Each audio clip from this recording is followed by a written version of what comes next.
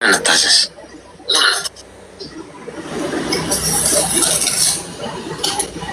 እኔ የሆነ የሚክር ትመክረኝ እፈልጋለሁ ወንድሜ። እሺ ንገሪኝ። ይሰማል? በደንብ ይሰማል። እሺ ስላስገባኝ ግን በጣም አመሰግናለሁ። ምክር የምፈልገው እሺ እኔ ዛሬ አመት በፊት ወደ አረብ ሀገር መጣውና ከዛ የሁለት አመት ብር ለቤተሰቦች ሰጥቻለሁ።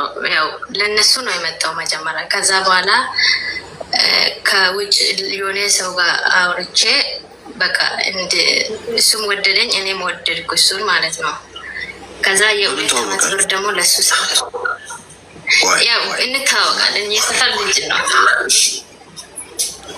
የሰፈር ልጅ ነው እኮ። የሰፈር ልጅም ቢሆን እንዴት ተግባባችሁ? መጀመሪያ አገር ቤት ያለውም እያወራው ነበረ ከሱ ማለት ነው። እሺ ከዛ በኋላ ያው አንድ አይደል አንዳንዴ ቤተሰብ የእሱ ቤተሰቦች የኔ ቤተሰቦቹን ማለት አሁን የሁለት አመት ብር ለሱ ሰጠው። ለሁለት አመት ብር የቤተሰቤ ሰጠውና ከዛ እኔ ከሰጠው በኋላ ሁሉም ነገር ካስተካከልኩ በኋላ ቤተሰቦቹ ደግሞ እሱን እንዳገባ አይፈልጉም፣ ፍቃደኛ አይደለም። በቃ እንዳታገቢ እንዳታወሪ ምናምን ብሎ ተቆጡኝና እኔ ደግሞ ሁሉም ነገር እዛ አስተካክያለሁ። ሁሉም ነገር ብር ሰጥቼ ቤቱንም ሰርቻለሁ። ቤተሰብ አያውቁም ነበር ይህን ሁሉ ያረኩ ጊዜ ማለት ነው። ቤተሰብ አያውቁምና ይህን ሁሉ ካረኩ በኋላ እናቴ ደግሞ ካገባሽ እኔ ራሴን አጠፋለሁ ምናምን ትለኛለች። ሁሉም እህቶቼ ወንድሞቼ እንዲህ ነው የሚሉኝ እና እኔ ደግሞ ተው ብር ሰጥቻለሁ። እነሱ አያውቁም። እንዳገባ ደግሞ ቤተሰቦቼ በጣም እየተቆጡኝ ነው እና ምን ላድርግ ብዬ ምክር ፈልጌ ነበር። ያው አማርኛ ብዙም አልችልም። ለምንድን ነው ብሩን የላክሽለት? ያው እንጃ ብቻ እኔ እንጃ። ብሩን ያው እሱ በቃ ስራ ሰራለሁ ሁሉም ነገር አስተካክላለሁ ስላለኝ ነው የሰጠው። ግን አስተካክለዋል ሁሉም ነገር እንዳለ ማለት ነው። እሱ አሁን ነይ ግቢና በቃ ትዳር አርግተን እንቀመጥ ምናምን ይለኛል። ቤተሰቦቼ ደግሞ እሱን ካገባሽ ራሳችን እናጠፋለን ምናምን ይላሉ። በጣም ነው በቃ የሚጠሉ እሱን። ምን ያህል ብር? ይሄ ደግሞ ያው ወደ 800,000 ብር ነው የላክሽለት። ብዙ ነገር አድርጋለሁ። እሱም ብዙ ነገር ሰርተዋል። በዛ ብር ማለት ነው ሰርቶ ራሱን ቀይረዋል። ግን አንዳንድ ያለ አይደል የሆነ ዘር ምናምን የሚሉ ነገር አለ። በዛ ምክንያት ቤተሰብ ደግሞ በጣም ይጠላሉ። በጣም ይጠላሉ።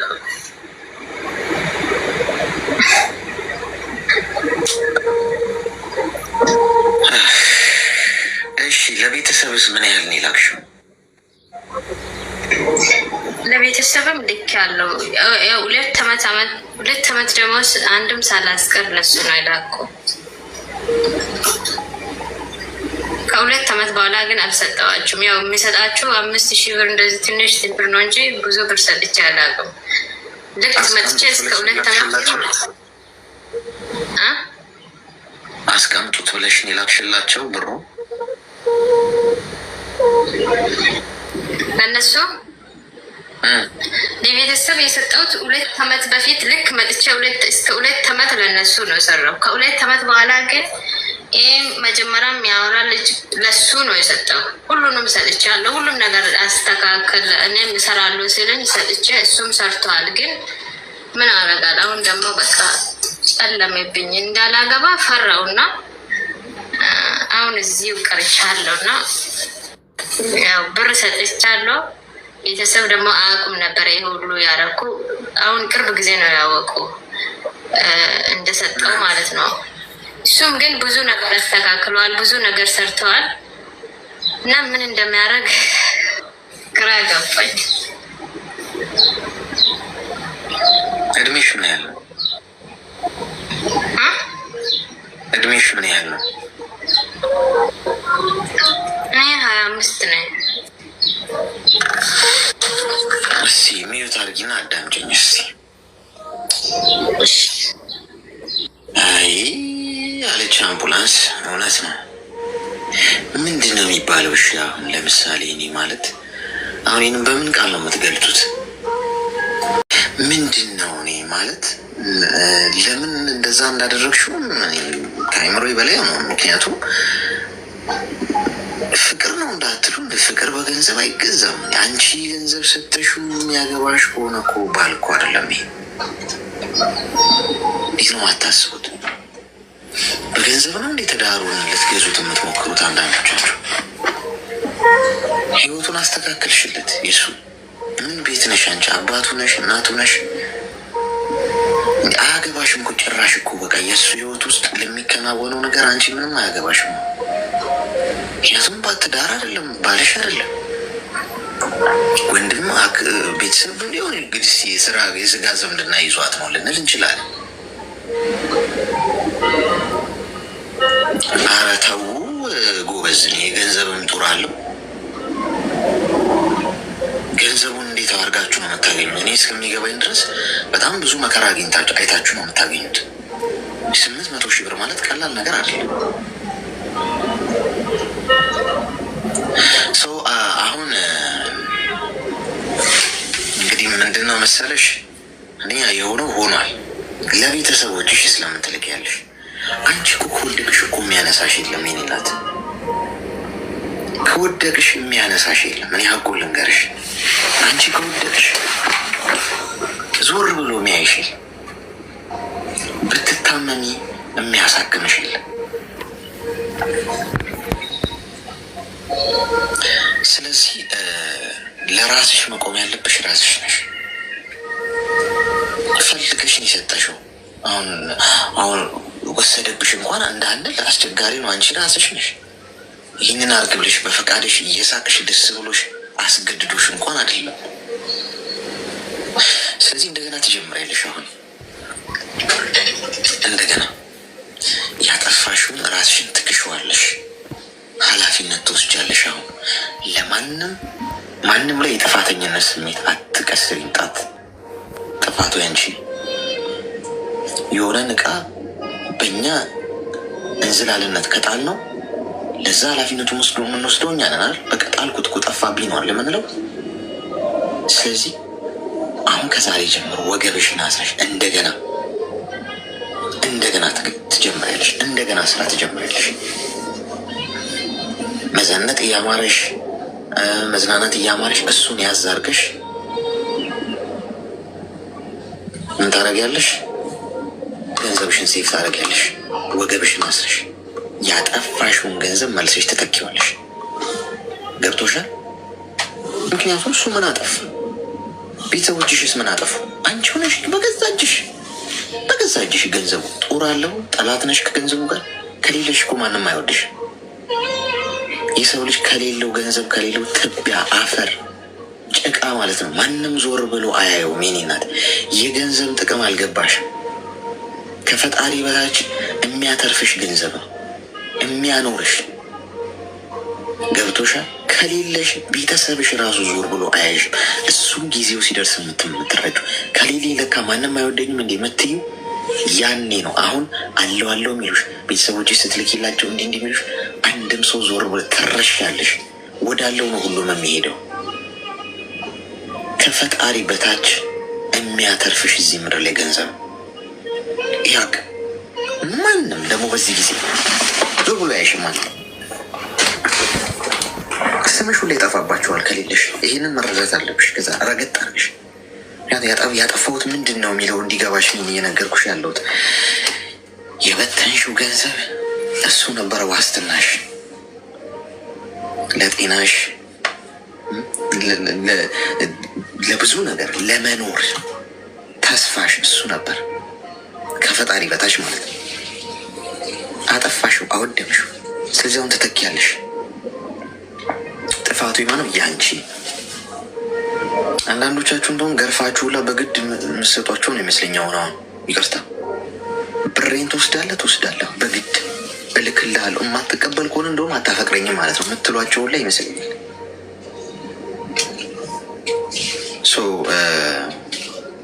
በዚህ መልኩ ነው ማስኬድ ያለብሽ። እሺ ስሪ ጠንክረሽ። ይህን ገንዘብሽን አሁን ሰርተሽ የምታገኙን 90% አስቀምጪ። ራስሽን ካሽው ያጠፋሽው። ተግባባ? እሱ ደግሞ ማለት ነው እኔ ቤተሰቦች ይሰማል። አንዴ ላውራ። ይሰማል። እኔ ደግሞ ቤተሰቦች እንዲህ ያሉኝ ነው እና በቃ ፈርቻለሁ ምናምን ስል ማለት ነው ቤተሰቦች እንዲህ ያሉኝ ነው። ከቤተሰቦች አውጥቼ መኖር አልፈልግም ምናምን ሲል ለምን ምናምን ይለኛል እና በቃ ያለውን ነገር አስረድቼ ነገር ማለት ነው እኔ እሱ ብዙ ነገር ሰርተዋል ማለት በቃ ብዙ ነገር በእኔ ብር ሰርቶ ራሱን ህይወት በጣም አስተካክሏል። ግን ይወደኛል፣ ያወራሉ፣ ነይ ግቢ ይለኛል። ግን እምቢ ካሉሽ ቤተሰብ እምቢ ካሉሽ የሰጠሽኝ ገንዘብ እሰጥሻለሁ ይለኛል። ገንዘቡን እሰጥሻለሁ ይለኛል እና ቤተሰብ ታይ በቃ ቤተሰብ ምንድን ነው ህይወትሽን ነው እንደምኖረው ምናምን እያለኝ በቃ ይሄ ደግሞ በጣም ነው የተጨነኩና ከቤተሰብ እንዳላወጣም ፈራው። ያ ሁሉን ገንዘብም እኔ የሰራውም እሱ የሰራውም በቃ እንደኔ ቆጥሬ ያለው እኔ ብዙ ነገር አርግተዋል። እሱ በእኔ ገንዘብ ማለት ነው ብዙ ነገር እና እምቢ ያልሽው አንቺ ብሩሽ እምቢ ያልሽው እኔ ቅርብ ጊዜ እኮ ነው ያው ሳምንት ነው በቃ ቤተሰቦች እምቢ ስላሉኝ ፈራለሁ። እሱ ወደ ቤተሰብ ሽማግሌ ልኳል እና ከዛ ፈራለሁ ምናምን ስል ታይ በቃ እነሱን እና እኔ እኮ ብዙ ነገር ህይወታችን ነው ብዬ ሰርቻለሁ። እኔም ለእኛ ነው ብዬ ብዙ ነገር ስላረግ ምን ላርግ ታዲያ? ገንዘብሽን እንዳይሰጣሽም ይህ ሁሉ ጊዜ አስቆጥርብሻለሁ በቃ ብዙ ነገር ይላለስም እና ገንዘብ ይሰጠኛል ግን እሰጥሻለሁ ይለኛል። ግን ይሄ ሁሉ ሰርቶ ይሄ ሁሉ አስተካክሎ ከዛ በኋላ በእኔ ብር ብቻ ማስጣትም ይከብዳል። እሰጣለሁ ይለኛል ግን በገንዘብሽን መቀበል ከበደ ብዙ ነገር አሁን ይሰጠኝ ከሰጠኝ ልውሰድ በቃ እኔ ዝም ብዬ ትቼ ገንዘቤን ብቻ ወስጄ ልውጣ ከሱ ወይ ፍቅር እሰጥሻለሁ ይለኛል። ቢያንስ ገንዘብሽን እሰጥሻለሁ ይለኛል። ይህ ደግሞ መጀመሪያ ብር ስማ አንዴ ብር አጠራቅሜ ልኬ ማለት ነው መጀመሪያ ስልክ ዛሬ አመት ምናምን ከዛ ባጃጅ ገዝተዋል እና ባጃጁን ሰርቶ ብዙ ነገር አርግተዋል። ከዛ እሱ ባጃጅ እየሰራ እየጨመረ እኔም እዚህ እየሰራው እየጨመርኩ መሬት ነበር እና በዛ መሬት ላይ ቤት ሰራን እና ቤቱን ሁሉንም እሱም ይሰራል ይጨምራል፣ እኔም ሰራለሁ እጨምራለሁ እና ቤቱን አስተካክዬ ምን ሁሉም ነገር ጨርሻለሁ። የቤት እቃ ብቻ ነው የቀራ። ከዛ ትዝ ስለኝ በቃ ቤተሰብ አስተዋወቅ ምናምን አልኩና እሺ ብለው ወደ አሁኑ እኔ ማታ ነግሬ ጠዋቱ ወደ ቤተሰብ ሽማግሌ ስልክ ቤተሰቦቼ ወደ እኔ ደውሎ አበዱ። በቃ ምንድነው ይሄ ምንድነው ብለው ሁሉም በቃ ይጨቀጭቁኛሉ፣ ያድቡኛሉ እና እሱን ካገባሽ እናቴ ራሴን ነው የሚያጠፋ ምናምን ትለኛለች እና ብር እንደሰጠው አያውቁም እነሱ። በቃ እሱ በራሱ እየሰራ ይመስላቸዋል እና ይህ ቤት ከሰራን አመት ነው እንደዚህ ነበረ።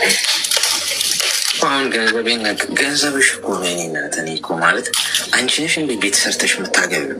እሱ እንደዛ ነው አካሄዱ፣ እንደዛ ነው። ገንዘብሽ ነው። ገንዘቤን ከሰጠኝ ልቀበል ይባላል እንዴ? መቀበል ነው እንጂ ያለብሽ። ይህ ልፋትሽ ዋጋ እኮ ነው። ሜዳ በተንሽ እኮ አንደኛ ቤተሰብ አትግቢ እያለሽ ዘለሽ ትዳር ውስጥ አትገቢ ያለ ቤተሰብ ፈቃድ። ነገ ትናቂያለሽ። ቤተሰብሽ ታይ ካሉሽ ለምንድነው ታያሉኝ ብለሽ እዛ ጋር ቁጭ ብለሽ ተነጋግረሽ ልታሳመኛቸው የምትሞክሪው።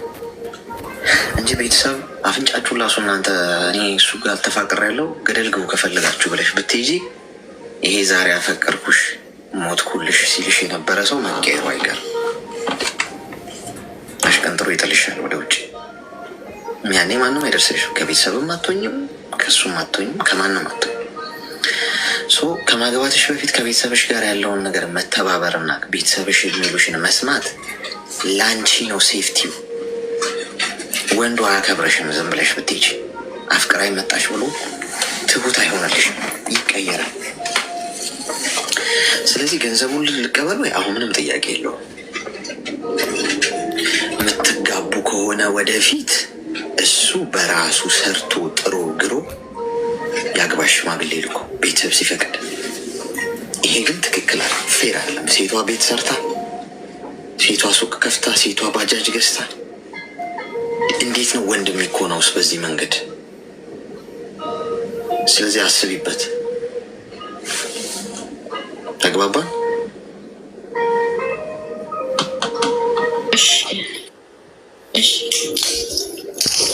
መልካም።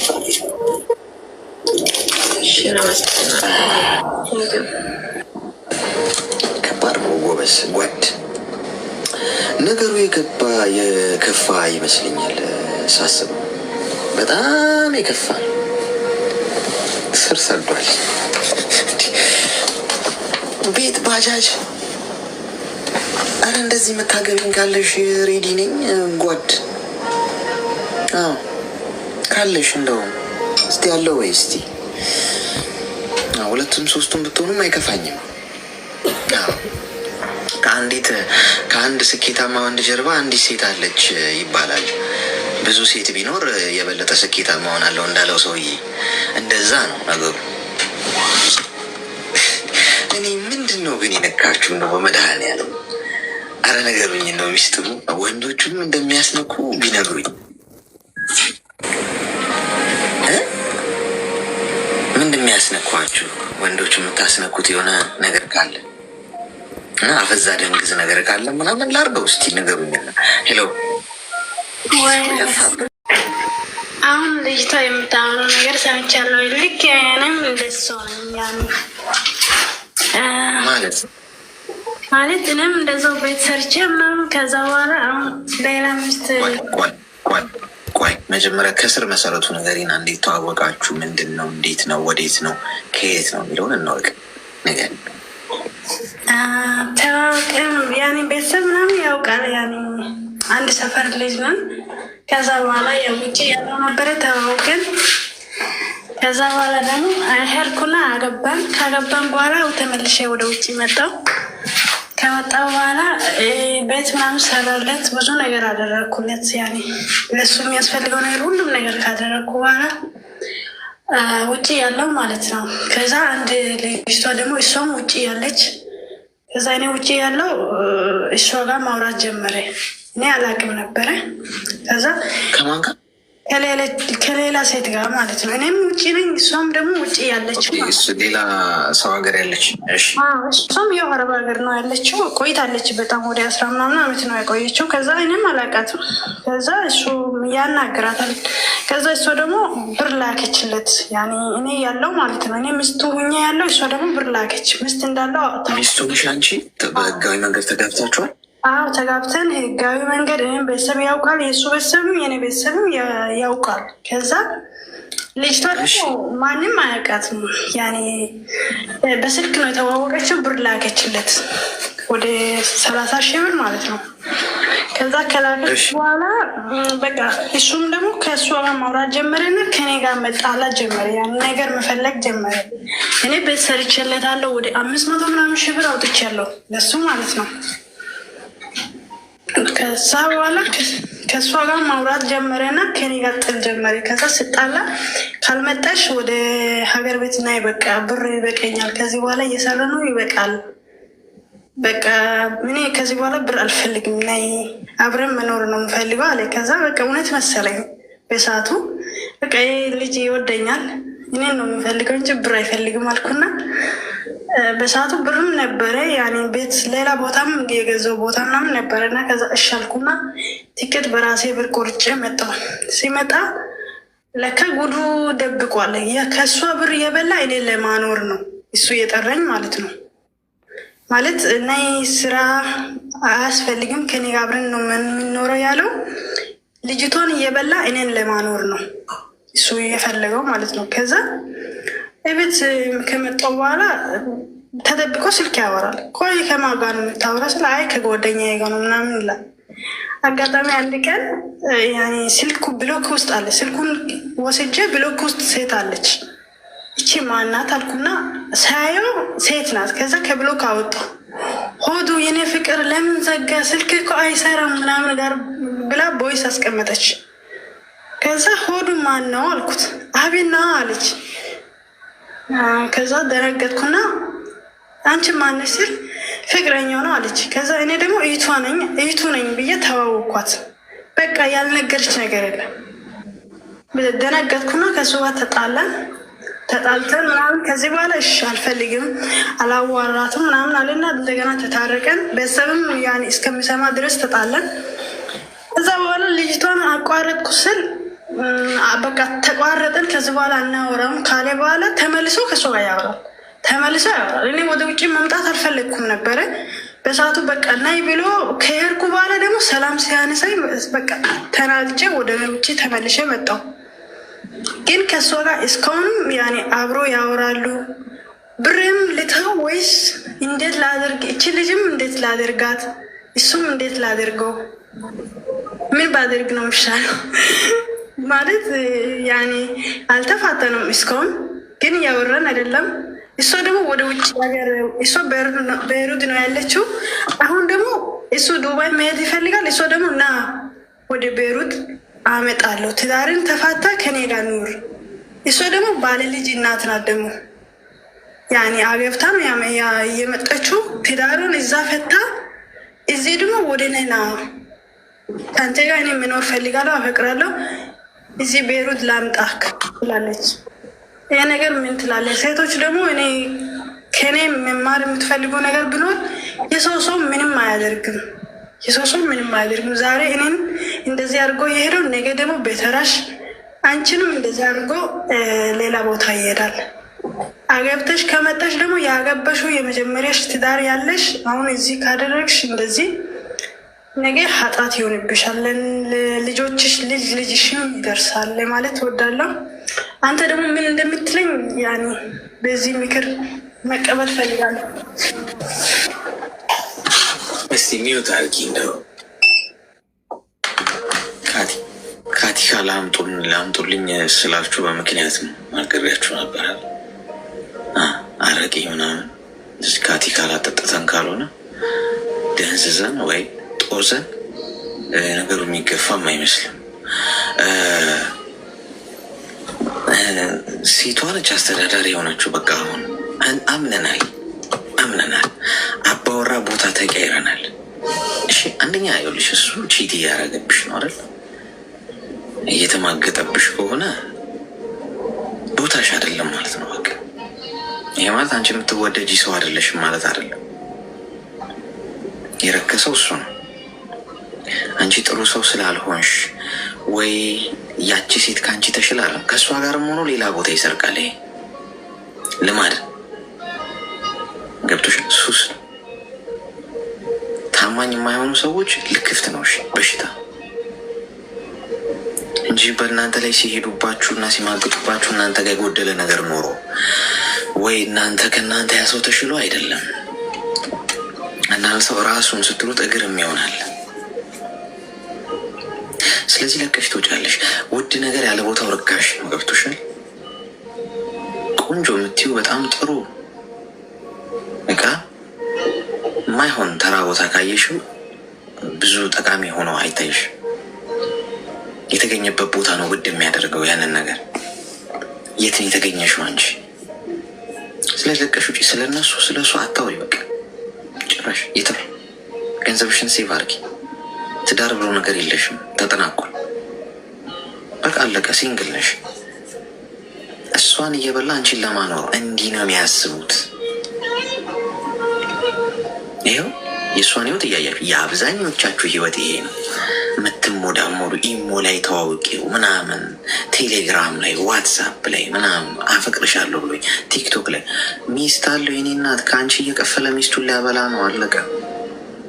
የእሷ ህይወት እያንዳንዳችሁ ህይወት። አንቺን አሁን ጠዋት ማታ ሞትኩልሽ እያለሽ ያለው ወንድ ሚስቱን ሊያለብስበት ነው፣ ሊያበላበት። አንቺ ምርጧ ሴት ሆነሽ አይደለም በሶሻል ሚዲያ ተዋውቆሽ ሊያፈቅረሽ ማለት ነው። ቤታ ቤት እና ተፈቅረሽ አንቺ ልብሽ ውልቅ ይላል። ሁልሽም ቆዳሽ እየተገፈፈ ነው። እኔ ልንገርሽ ቴንኪዩ ሰብልዬ፣ ሁልሽም እያንዳንድሽ ቦይፍሬንድ አለኝ ምናምን ምናምን የምትይ የእሷ ህይወት ይኸው ማሳያ ነው። እኔ ዝም ብያለሁ እያወራሁ ያለሁት። እሷ ባሏ ሌላ ሴት ነው፣ ሰው ሀገር አረብ ሀገር ያለች ሴት ጠብሶ አንጀቴ ሆዴ እያላት ከእሷ ገንዘብ የተቀበለ እሷ ሊያኖር ነው ሀሳቡ። አስቡበት፣ አትጃጃሉ። አንቺ ደግሞ ገንዘብሽን ያዥ። ከዚህ በኋላ ከእሱ ጋር ምንም አይነት ኮንቨርሴሽን እንዳይኖረሽ ሀገሬ ስትሄጂ ያጠራቀምሽውን ገንዘብ በእናት ወይ በአንድ አፍታ ብለሽ አስቀምጪና ገብቶሻል። ከዛ ከእሱ ጋር ያለሽን ጉዳይ ጨርሽ መጀመሪያ። አለበዚያ አንቺ ስንት ዓመት የለፋሽበትን እሱ ቁጭ ብሎ ምን ያደርጋል? ባል ስለሆነ ብቻ የእሷም የኔ ነው ብሎ ሊካፈልሽ ይመጣል። እሱ ከሄደ እኮ ቆይቷል። ህጉ ግን እንደዛ ያስባል። ገብቶሻል?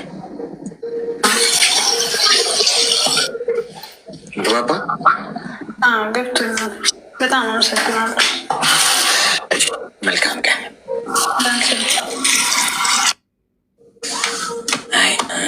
ጨል እየቀረው እኔ ብቻ ጋይዝ፣ ለእኔ እንኳን አንድ ምትልቅ ምናምን የለችም። ጓድ ይህን ስራማ መጀመር አለብኝ ጎበዝ፣ ያዋጣል። ሰው ሁሉ ከበረ እኮ ጎበዝ፣ ከበረ። ባለመኪና ሆነ ባለቤት። እኛ እዚህ ዝም ብለን ተሰግጠን ምናምን በቃ እንለፈልፋለን። ዝም ብሎ ወሬ ብቻ የሆንኩ ሰውዬ ሲያዩኝ ራሱ ሰው መስላለሁ። አሁን ለምሳሌ ዛሬ 3 ዓመት ምናምን 4 ዓመት ጀምሬው ቢሆን አሁን ይህኒ ልጥጥ ነበር እውነቱን ለመናገር። ሄሎ ሄሎ፣ ሰላም ነው? ሰላም ነው። ምን እንታዘዝ? ስላስገባኝ አመሰግናለሁ። ያው ብዙም አማርኛ አልችልም፣ ግን ያው ለማውራት ሞክራለሁ። ትንሽ ምክር ፈልጌ ነው። እሺ ንገረኝ።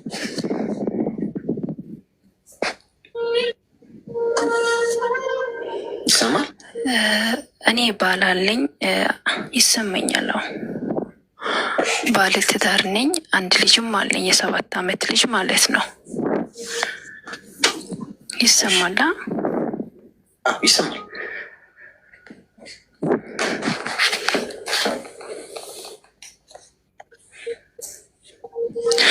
እና ባለቤቴና እኔ የተዋወቅ ነው አዲስ አበባ ላይ እንደዚሁ ምናምን መንገድ ላይ ዘርግቼ በሚሸጥበት ሰዓት ነው የተዋወቅ ነው። እሱም በሰዓቱ ተራ አስከባሪ ነበረ፣ ታክሲ ቦታ ላይ ማለት ነው። እሺ። እና በሰዓቱ ባላሰብኩበት ሁኔታ ውስጥ ነበር ትዳር ያዝኩት። እኔ ከጓደኞቼ ጋር ተከራይቼ የምኖርባቸው ልጆች ብዙም አይመቹም እና ትንሽ ቤት ለመከራየት ቤት እየፈለኩ ነበረ። ከዛ እኔ ቤቱን ከሱ ጋር ፈልጌ ነበረ ቤቱን የያዝኩትና እኔ ከስራ ሲመለስ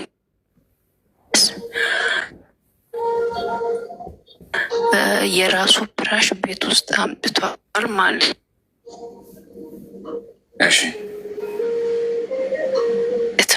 አመጣሁ። እኔ እኮ ገዛለሁ ስል አይ እኔ ከጓደኞቼ ጋር ኩት ብዬ ትንሽ ነገር ኔትወርክሽ ግን እየተቆራረጠ ነው በጣም ራስ የሙን ነገር ቤት ውስጥ እየተቆራረጠ ነው ኔትወርክሽ።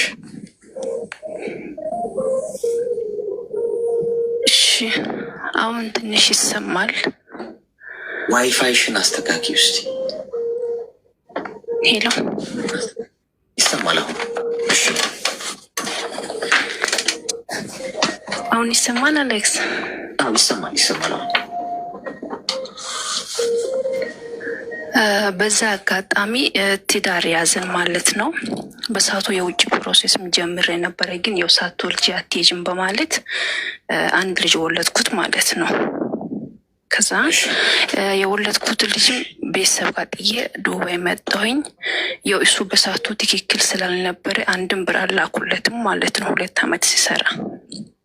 ከዛም በራሴ አካውንት አስቀመጥኩ። ግን ነገሩ ግን እኔ እንዳስቀመጥኩት አይደለም የሆነው። ከሄድኩ በኋላ ወይ አንቺን አጠፋለሁ ወይ ልጅሽ አስደፋለሁ ምናምን እያለ ያስፈራረኝ ነበረ።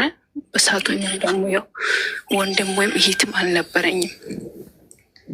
ከዛ ልጅም ከማጣት ብዬ ባጠራቀምኩት ብር እነሱ ሀገር ሄጄ መሬት ገዛሁኝና ትንሽ ቤት ሰራሁት ማለት ነው። ግን ቤትም ከሰራው በኋላ ስራም አይሰራም፣ ቁጭ ይላል። በቃ እዛም ሆኜ የሚሰራው እኔ ምንም ነገር እውነቴ ነው የምላላክስ ምንም ነገር እንደ ወንድ አይሆንም። በቃ የሚሰራው ምንም አድርገው እኔ ነኝ። እንደዛም ሆኖ ይሰርበኛል፣ ይቀጠቅጠኛል፣ ይመተኛል። ምን ብዬ ልንገር? ከዛ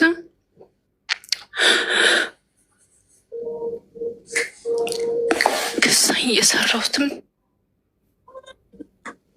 ድጋሜ ልጅም ወስጄ እኛ ቤት ጣልኩና ተመልሼ ጆርዳን ከመጣሁት 2 ዓመትን ጨርሻለሁ።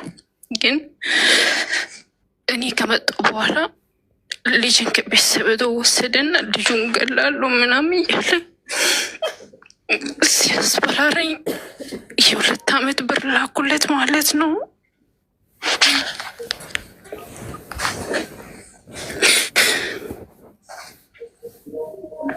አይዞሽ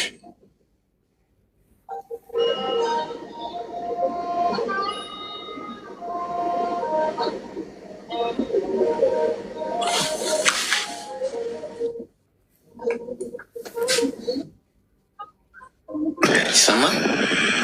አይዞሽ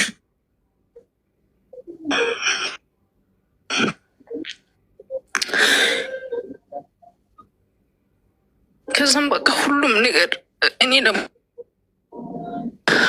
ሁለት ወሩን ጠብቄ ብሩን ካላኩት ቪዲዮ የቀረጸ ይልካል የልጁ ማለት ነው።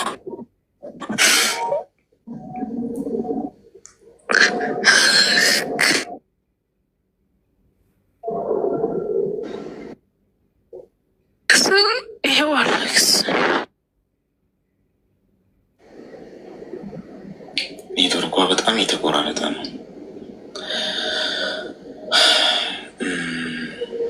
2 ዓመት ጨርሻለሁ።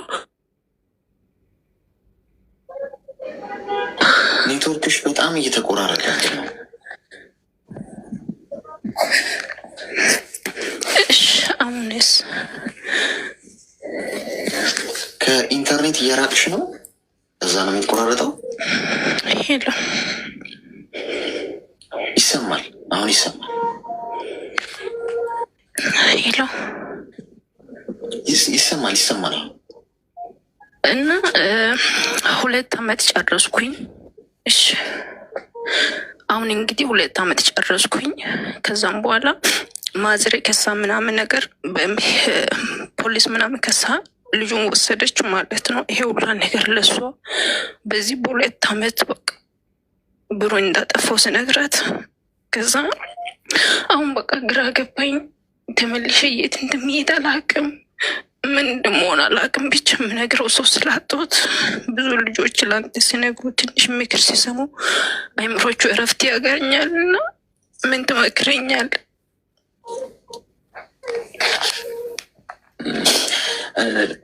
ልጁ እሱን ልጅ ነው አይደለ? አዎ። እሺ ሚዩት አድርጊ እስኪ፣ ሚዩት አድርጊ። ተረጋጊ።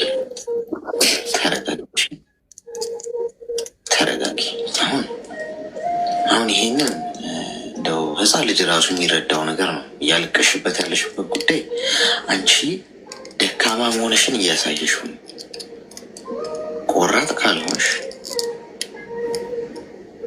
ልፍስፍስ ከሆንሽ በደንብ ማረጋግጥልሽ ነገር የማንም መጫወቻ ነው የምትኖሪው አንድ ህይወት አንድ ህይወቱን ለምኖረው ህይወት ልፈስፍሽ ፈርቼ ያልነው ገብቶሻል። እንደ 1000 ዓመት ምናምን የምኖር ቢሆን እሺ እንግዲህ እንደዚህ ሆኜ ከመኖር ልል ይችላል። ምኖረው አንድ ህይወት ገብቶሻል። ሁለተኛ ልጁ የሱ ነው። አሁን እኔ አንዳንዶቻችሁ ሴቶች ብቻችሁን የወለዳችሁ ነው የሚመስለው። ከእናንተ እንዲሁ በቃ ልውለድ ብላችሁ ስላሰባችሁ ከዛ ልጄ እንደዚህ ያረገብኝ ልጄን እንዲህ ሊያረገብኝ ልጁ እኮ የሱም ነው እንዴ ምን ያደርገዋል? አንቺን እኮ እየተጫወተብሽ እኮ ነው። ስስ ጎንሽ እንደሆነ አውቀዋል ይሄ ሰው። ልጁን እንደዚህ ቪዲዮ እየቀረጸ ምናምን ወይ እየመተው እንዲያደርገዋሉ ምናምን ሲል ልጅን ብናስቲ ይሄ ነው ስስ ጎኗ። በደንብ ወዳጄ ልጅህ ነው አባቱን አንተም መብት አለህ በሱ ላይ ቀቀለ ተበላው እንደሆነ ብለው ቆራጥ መሆን ማለት እንደዚህ ነው። እኔ ብቻዬን አልወለድኩትም፣ አንተም አባቱ ነህ። ስለዚህ እንደ አባት ከፈጣሪም ከህይወትም ከምንም ጥያቄ ለአንተም ለእኔም ነው። አጠገብህ ያለው ልጁ አንተ ጋር ነው። ኃላፊነቱ ያንተ ነው። መፈልገውን አርግ። ይህ እውነታውም እሱ ነው የሚፈልገውን ሊያደርግ ይችላል። ቢካዝ እሱ ነው አጠገቡ ያለው። ምን እንደዚህ እየሆንሽ ነው የምትኖሪ? የእንጀራ አባቱ ቢሆን እሺ አባቱ አይደለም ሰው ሊጎዳው ይችላል። አባት እኮ ነው። ምን ያደርገዋል? አሲድ ደፋበታለሁ ምናምን ስላለ እውነት የሚያደርገው መስሎሽ ነው? ቢያደርገውስ እንደው ታሪክ አይሆንም እንዴ? ይሄ በዓለም ልጁ ላይ የሚያደርገ ተብሎ ምን ሆነሽ ነው በዚህ መጠን የምትሞኘው? ለምንድን ነው ሰዎች በስስ ጎናችሁ መጥተው ሲነኳችሁ ያ ስስ ጎናችሁ እንደሆነ የምትነግሯቸው? ለምን ታሳዩአችኋላችሁ? አንድ ሰው እኔን ሊያናደኝ የማይችለው ሊያበሳጨኝ የማይችለው ሊጎዳኝ ሊሰብረኝ የማይችለው እኔ ምርጥ ሰው ስለሆንኩ እኮ አይደለም፣ ወይኔ ብረት ስለሆንኩ ሳይሆን ስለ እኔ አያውቅም። ምን እንደሚያናደኝ ምን ስስ ጎኔ እንደሆነ አያውቅም። እኔ እስካልነገርኩት ድረስ እኔ እስካላሳዩት ድረስ ግን የሆነች ነገር ስነካ እዚህ ጋር ምናምን ካልኩኝ ቺኖ ስስ ጎኑ ይሄድበት። ስለዚህ ልጅሽ የአንቺ ብቻ አይደለም የኔ ናት። ድንቡሎ ሳንቲም እንዳትልኪ። ማስፈራሪያ ዛቻ ደግሞ ላደረሰብሽ ነገር ቪዲዮቹንና ቮይሶቹን አስቀምጪና ሀገር ቤት ስትሄጂ ጉዳዩን ወደ ህጉ ሰጂው። ጥቃት ሲደርስባችሁ ሴቶች ፊት አትስጡ። ለጥቃት አድራሽ ወንዶች ለሚደፍሩ፣ አቢዝ ለሚያደርጉ፣ ለሚሳደቡ፣ ለሚዝቱ፣ ለሚደበድቡ ሴት ልጅ ላይ ጥቃት የሚያደርሱ ወንዶችን እናንተ ናችሁ የምታበረታቷቸው። ምን በማድረግ ዝም ትላላችሁ? ትንሽ ዛቻና ስድብ ሲያደርስብሽ ቀጥታ ሄደሽ ክብሬ ብለሽ ህግ ፊት ብታቀርቢው አይሳፈጥም። ሌላዋን ነገ ሄደው እንዲህ ሁሉ እየተደረግሽ አንቺ ከስሩ ነሽ።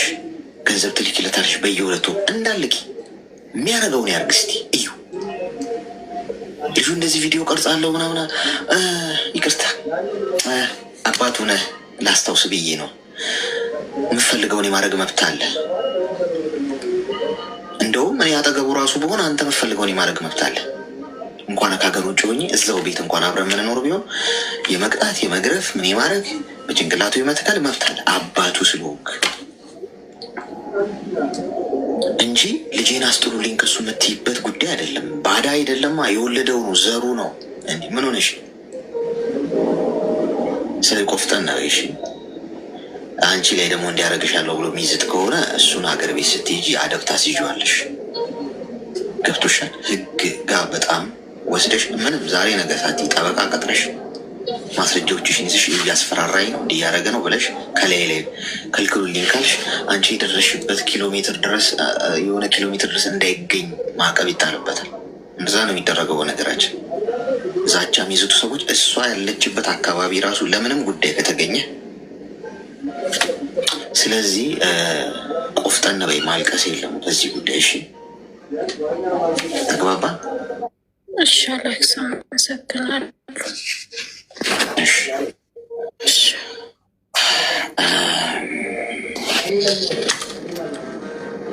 እንደዚህ አይነት ቁጭ ብሎ ነው የሚበላው። አያቸው ቁጭ ብሎ ለመብላት እኮ ነው ይሁሉ እሷ በለፋችበት።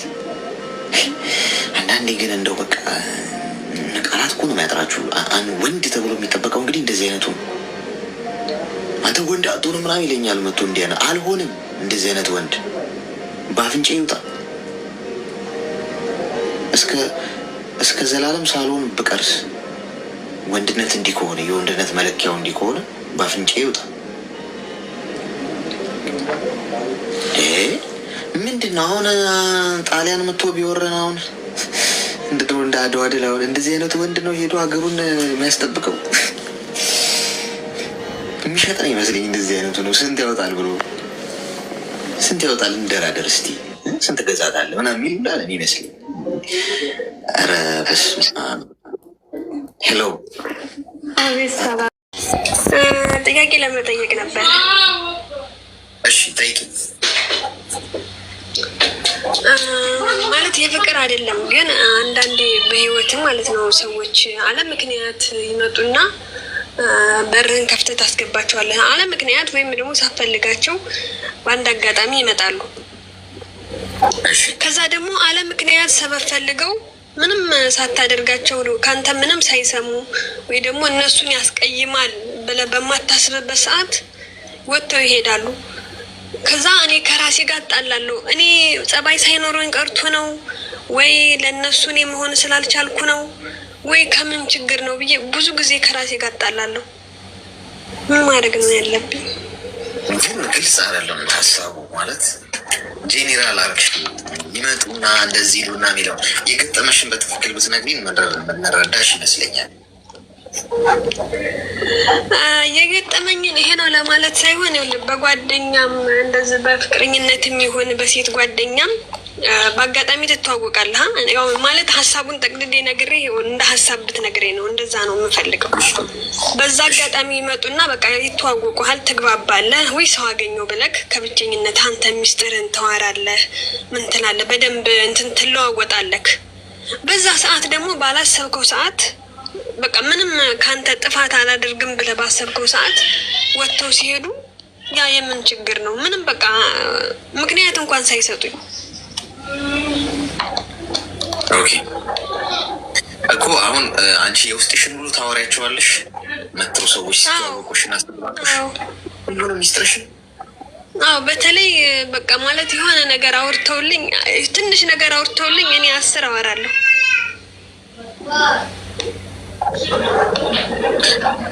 ለምሳሌ ምን አይነት ነገሮች ነው የምትነግሪያቸው? አንዳንዴ የሚነገረው ቀለል አድርገሽ የምታወሪያቸው ነገሮች ይኖራሉ። ምንድን ነው ለምሳሌ የምትነግሪያቸው?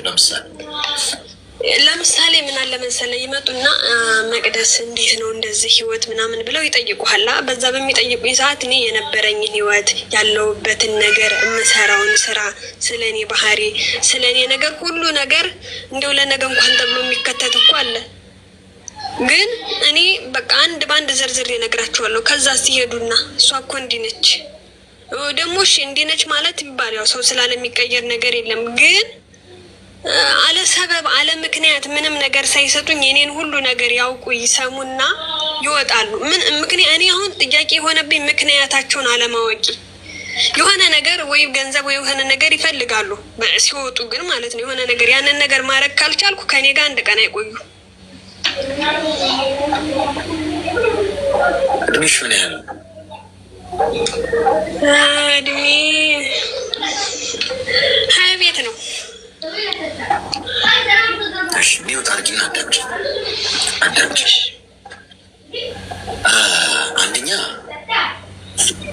አንደኛ ሁሉም ነገር አይነገርም ለሰው። ገብቶሻል?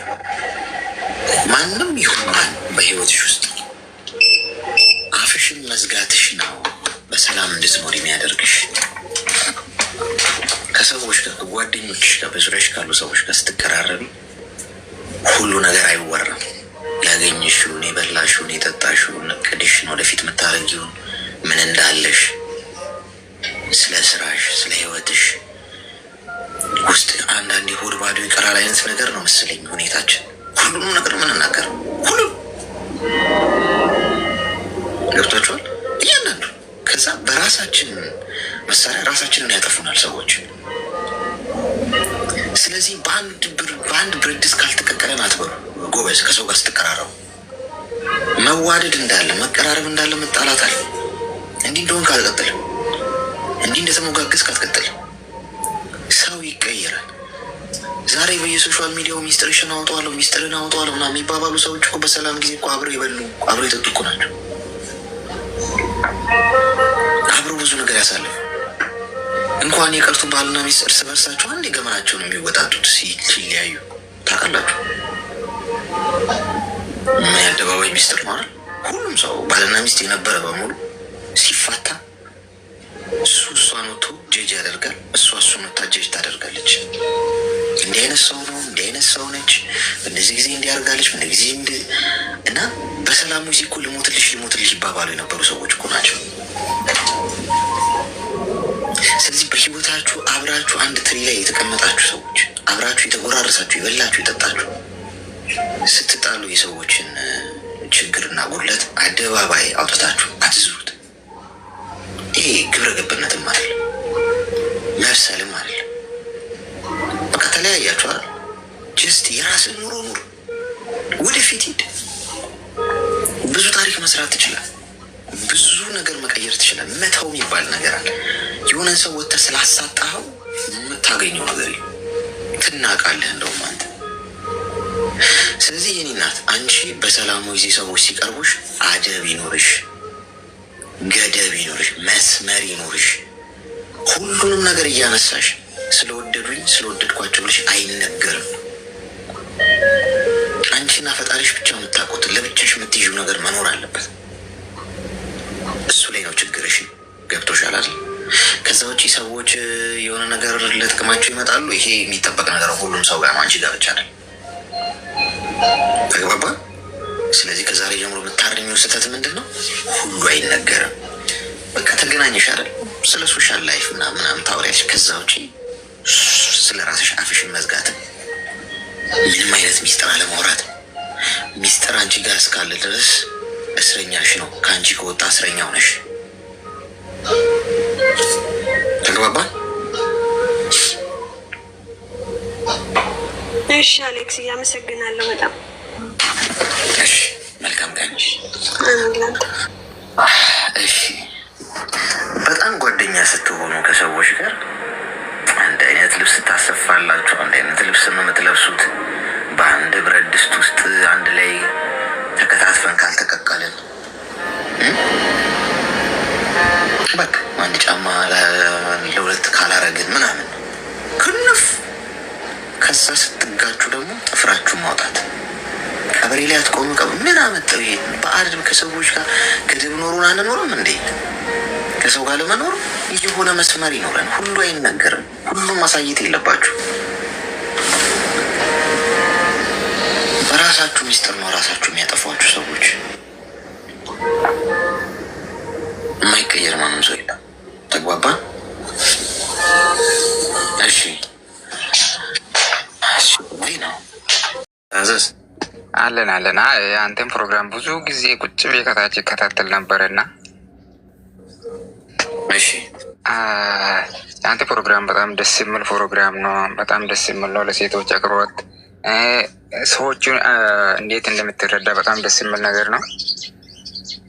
እሺ ወንድሜ፣ ነገር ግን አንተ የምታደለው ወደ እነሱ ነው። ብዙ ጊዜ የምታደለው ወደ እነሱ ነው። ታውቃለህ?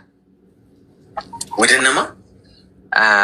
ወደ እነ ሴቶቹ ነው የምታደለው። አሁን ለምሳሌ የእነሱ ችግር ብቻ ሲናገሩት ያላቸውን ቅሬታ እንደዚህ በቃ ውስጣቸው ያለ ቅሬታ ሲናገሩት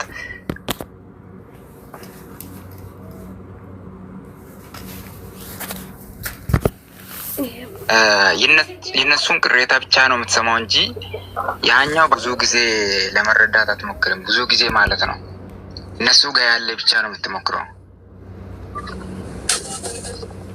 ምን ቢሆን ብለህ ታስባለህ? እንዳስ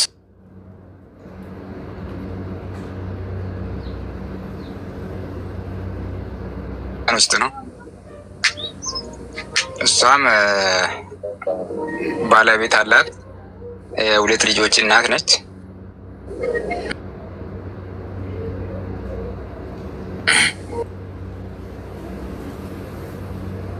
ነገር ግን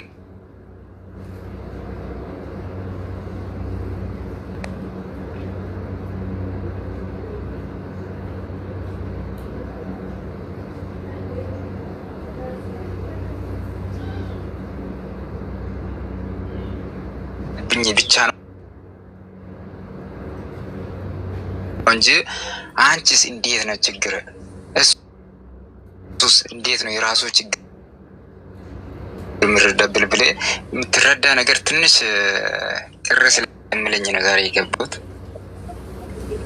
ምንም ችግር የለም፣ ሀሳብህን አከብራለሁ። ግን ምን መሰለህ፣ ማንም ሰው አሁን አንተም መተህ ብትነግረኝ የአንተን ሀሳብ ነው የምንረዳው ከነገርከን አንጻር እንጂ አሁን ሴቶቹ ብቻ ስላልክ እኔ ወንድ ይሁን ሴት የሚመጣው ያው አንተም ገብተሃል እኮ አንተንም እንደ ማንኛውም ሰው ነው የምናዳምጠው።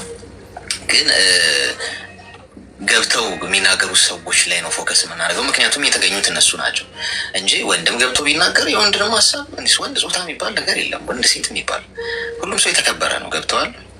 ስለዚህ ግን የተጎዱ ሰዎች፣ የተበደሉ የጨነቃቸው ሰዎች ሀሳባቸውን ሲያካፍሉ ያ ሰው የሚሰማውን ስሜት አንደርስታንድ ነው የምታደርገው። ሌላው ሰው የለማ ሌላውም ሰው ቢመጣ እኮ እናዳምጠዋለን እንጂ ይሄ ማድላት የሚባል ነገር እኔ ወንድ ነው ሴት ብዬ አይደለም የማስገባው። አንተ ነው እኔ ማን ይሁን ማን አላውቅም፣ ብቻ ያው ገስት ላይ ስላለ በቅደም ተከተሉን ያስገባው።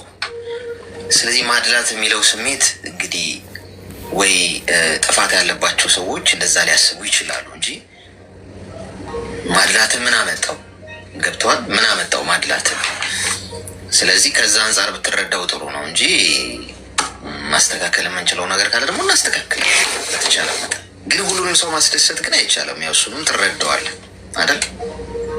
ለሁሉም ሰው ፐርፌክት ሊሆን አይቻልም እና እኔም ችግር ይኖርብኛል ማለት ነው። ሰዎች ሁሉ እንደ ክፍተት እንደ ሰውኛ እንወስደዋለን። አሁን እንደዛ ነው። በጣም አመሰግናለሁ። በጣም ጥሩ ስራ ነው እየሰራ ያለ፣ በጣም እናመሰግናለን። ነገር ግን እዚህ ጋር ያሉት ባህላቸው እንደዚህ ያመጥተው አስተያየት ቢሰጡ በጣም ደስ የሚል ነገር ነው። እናመሰግናለን። ማንም ሰው ይምጣ። እሺ ወንድም፣ እሺ ጋይስ፣ ሀሳብንማ መግፋት የለብንም። የሁሉም ሰው ሀሳብ ይከበራል። ሀሳብን መንገፋ ከሆነና የእኛ ብቻ ሀሳብ ትክክል ነው ወይም የሆነ ሀሳብ የሚያነሳው ሰው ተሳስቷል እኔ ትክክል የምንል ከሆነ የኮንፊደንስ ጉዳይ ይነሳል። የሁሉም ሰው ሀሳብ መከበር አለበት እና ምንም ነገር ለመቀበል ዝግጁ መሆን አለብን ማለት ነው። አይመስላችሁም?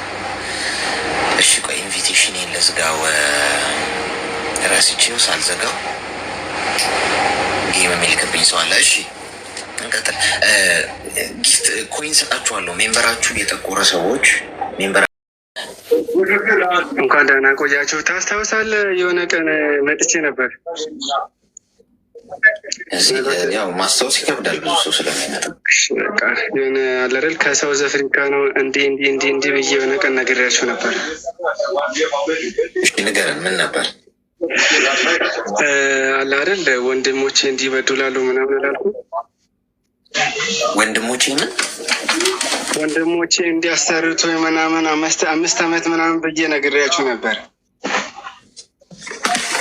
እሺ አለ አይደል ከዛን ቀን በኋላ ትንሽ ተጣልተን ከቤት ወጣውና ከዛ ከቤት ከወጥቼ በኋላ የሆነ ጓደኛዬ ጋር ስራ ምናምን ትቼ ማለት ነው።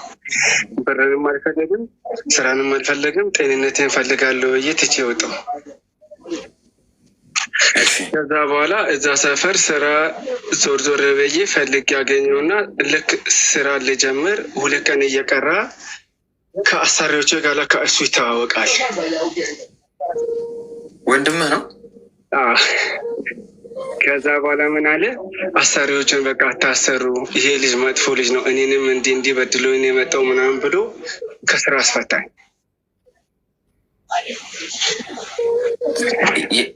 የእውነት ወንድምህ ነው ወይስ እናት አባት? ከዛ በኋላ ልንገርህ፣ ከዛ በኋላ ከስራ ቦታ ትቼ መጣሁ። ከዛ በኋላ መጥቼ ዳይሬክት እሱ ቤት ሄጄ ከኔ ምንድን የፈለግኩ አልኩ። ከአንተ የፈለግኩት ከኔ ጋር እንዲሰራ ከፈለግ አሰጠኝማ አልኩ። ከዛ በኋላ በዛ ምክንያት ትንሽ ተጋጨን።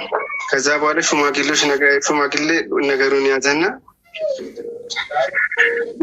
ሽማግሌዎች ከያዙ በኋላ ሽማግሌዎች አስታረቁ። ከዛ ካስታረቁ በኋላ እሱ እንዳለ አሰራለሁ፣ እሱ እንዳለ እኔ እሰራለሁ፣ ምንም አሳስበውም፣ ከዛሬ በኋላ ራሴን አስተካክያለሁ አለ። መጀመሪያ ለምን ወጣህ ተብዬ ስጠየቅ ከዛ በኋላ እንዲህ በድሩኝ እንዲህ ብዬ ነገርኳቸው፣ የሽማግሌዎች ማለት ነው።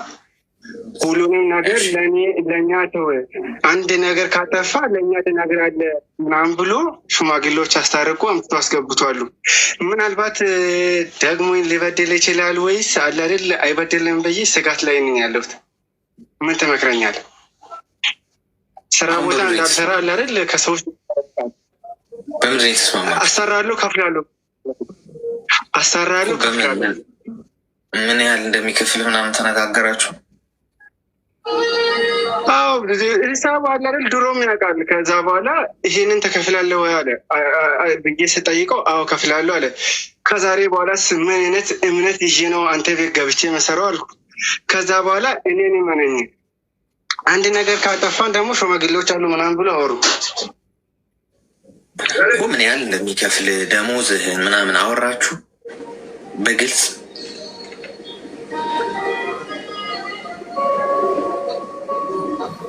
ይሰማል? ሄሎ ትንሽ ከስተመር ስመጣ ነው እዚህ የሚያልኩት አለ አይደል የሚከፍል 5,000 ብር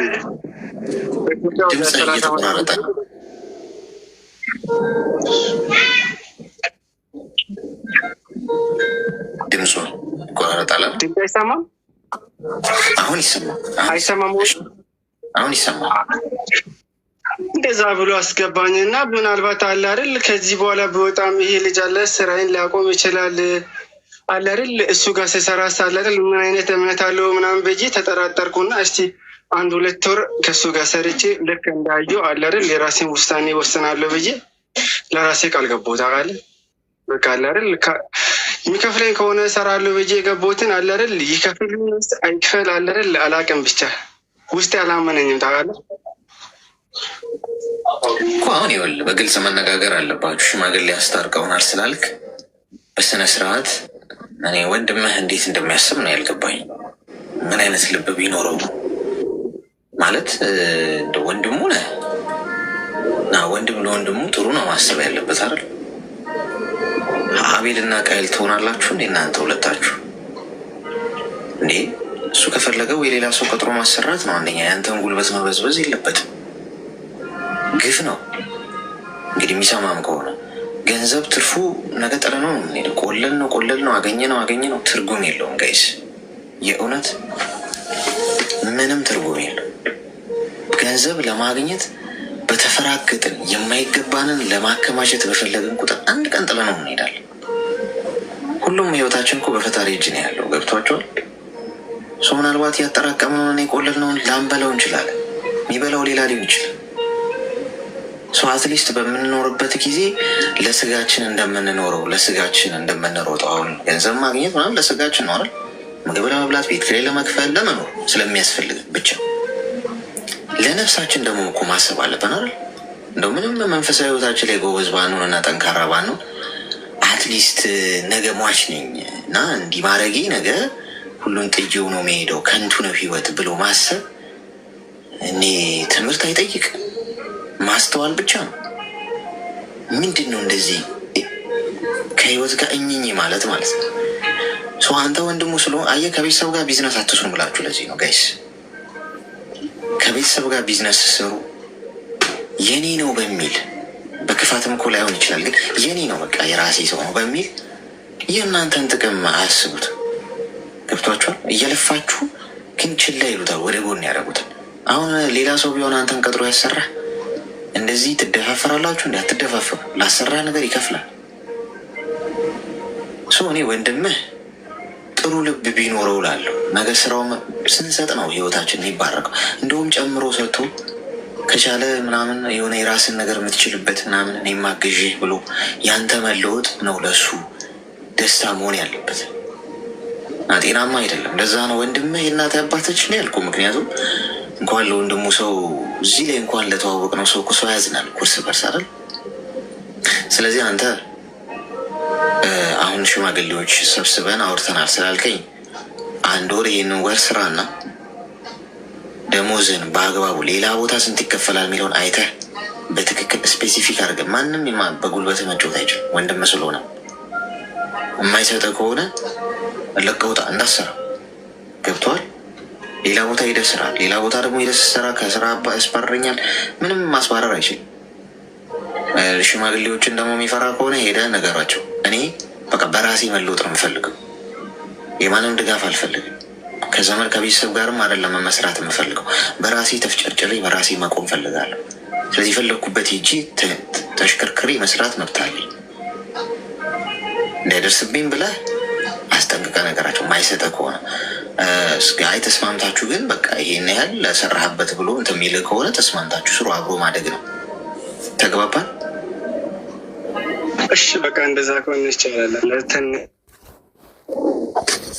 እሺ አይዞህ። እሺ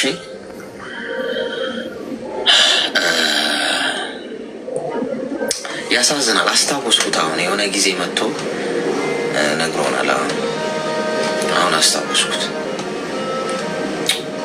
አንዳንድ ጊዜ ግን በጣም ነው የሚገርመው። ማለት ይሄ ምንም ፐርፌክሽን አይፈልግም ጋይስ። ይሄ ጥሩ ልብ ብቻ ነው። እንኳን ጉልበቱ መበዝበዝ ቀርቶ ካለው ላይ አካፍሎ ምናምን እንደው እስቲ ራስ የምትችል ደስታ እኮ አለው የሆነ ሰው ሲለወጥ አይደል? በእናንተ ምክንያት እኔ ለማሰብ ጽድቅናም ይጠይቃል ብዬ አልጠብቅም። ይቅርታ አድርጉልኝ ነው። ጀስት ጥሩ ማሰብ አይከፈልበት ምንም እኮ እንትን የለውም። ዘላለም ሟች እንደሆነ ስለምናስብ ነው ችግሩ። ሄሎ በረከት፣ እኛ ግን ሰዓታችንን ጨርሰናል። ጉዞ ላይ፣ መንገድ ላይ፣ ቢሮ ውስጥ፣ ስራ ቦታ፣ ቤታችሁ ናችሁ፣ በተለያየ ሀገር፣ በተለያየ አየር ሰዓት፣ በተለያየ አይነት ሁኔታ ውስጥ ሆናችሁን የተከታተላችሁ ያለ የነበረው አንድ ዓለም ላይ ተሰባስበን አንድ ቦታ ከመላው ዓለም ተሰባስበን ይህ በጣም ትልቅ መታደል ነው። እኔ በእውነት ከእናንተ ጋር ማሳለፈው ሰዓት በጣም በቢሊየን ብር አልቀይረውም። እሺ ወድጄው በጣም በቃ በጉጉት ነው የሚያልቀው። 2 ሰዓት ተኩላችንን ስንጨርስ ሰው ነገ ደግሞ ሌላ ቀን ነው። ነገ አዲስ ቀን አዲስ እድል ይሰጠናል። ነገ ደግሞ እንገናኛለን። እወዳችኋለሁ ሁላችሁ። ይህ ይሰመርበት ያለምንም ልዩነት። የትም ኑሩ፣ ከየትም ኑ፣ ማንም ሆኖ ሰው በመሆናችሁ ብቻ ያለምንም ልዩነት ሁላችሁንም እወዳለሁ፣ አከብራለሁ። እናንተም ያንን አድርጉሽ። ማንንም አትጥሉ። ሰውን በሰውነቱ ብቻ ውደዱ። ቻይናዊም ይሁን ጃፓናዊም ይሁን አፍጋኒስታናዊም ይሁን ማንኛውም ይሁን ሰው ይሁን ውደዱ። ሰው በሰውነቱ የሁሉም ሰው የፈጣሪ ፍጡር ነው። ሰውን ስትወዱ በአይናችሁ ያላያችሁትን ፈጣሪ እየወደዳችሁ ነው። የእሱ ስሪት ነው። አይ ሰው ልጅ ሰውን ጠልተ ደግሞ በአይና ያላየውን ፈጣሪ ወዳለው ብትል ኤክስ አይሰራም።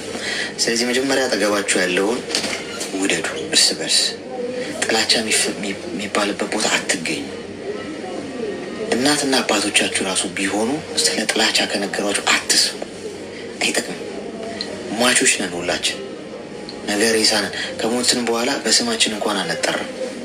ሬሳው ወጣ አስክሬኑ ተቀበረ ነው የምንባለው እንጂ በስማችን አንጠራም። እንዲህ አይነት ህይወት ይዘን ብዙ መመጻደቁ ጥሩ አይደለም። ይህን እናስተካክለው። እግር አልጠብ ያርጋችሁ። በሄዳችሁበት ፈጣሪ ደስታ ይስጣችሁ። የነካችሁት ሁሉ ወርቅ ይሁን። እሺ ክፉ አይንካችሁ። ህመም አያገኛችሁ። አትታመሙ። ሁሌ ጤና ይስጣችሁ። አሳቅ ሁሌ ቤታችሁ በደስታ ቤታችሁ ይግባ። ሀዘን አያገኛችሁ። የሰራችሁት በብዙ ሚሊዮን እጥፍ ይባዛላችሁ። ያልታሰበ ሲሳይ ይስጣችሁ። በሰው ፊት ፈጣሪ ሞገስና ክብር ይሁናችሁ። በሄዳችሁበት ሁሉ በጭንቃችሁ በደስታችሁን ቦታ እግዚአብሔር ይቆምላችሁ። የምታምኑት ፈጣሪ ከጎናችሁ ይቁም። ረጅም የሆናችሁ ሰዎች ቁመታችሁ ሰንደቅ ያሰቅል።